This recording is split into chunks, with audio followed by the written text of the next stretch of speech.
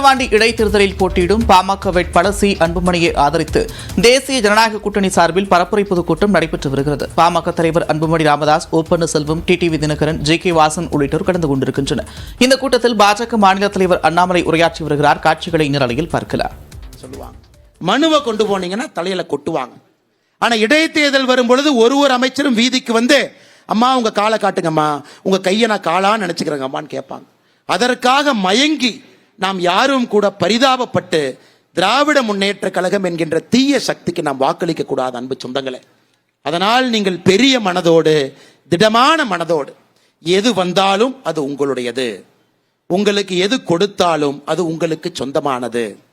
7ஆம் தேதி 8ஆம் தேதி எது நடந்தாலும் உங்களுக்கு வரவேண்டியது நன்றாக வந்திருக்கிறது என்பதை கிருஷ்ண பரமாத்மா சொல்லியிருப்பது போல் நீங்கள் ஞாபகம் வைத்துக் கொண்டு, ஆனால் மாற்றத்திற்காக, நேர்மைக்காக, நெஞ்சுரத்திற்காக, தமிழக மக்களை காப்பதற்காக இந்த முறை மாம்பழம் சின்னத்தில் அண்ணன் அன்புமணி அவர்களுக்கு நீங்கள் வாக்களிக்க வேண்டும் என்று அன்போடு கேட்டுக்கொண்டு, இங்க வந்திருக்கக்கூடிய எல்லா அன்பு நண்பர்களும் அன்பு சொந்தங்களும் கூட எப்படி ஒரு கூட்டணி கட்சியில தொண்டர்கள் இணக்கமாக இருக்க முடியும் என்பதற்கு ஒரு முதல் அச்சாணியாக இந்த விக்கிரவாண்டி கூட்டம், முதல் அச்சாணியாக இந்த விக்கிரவாண்டி கூட்டம்.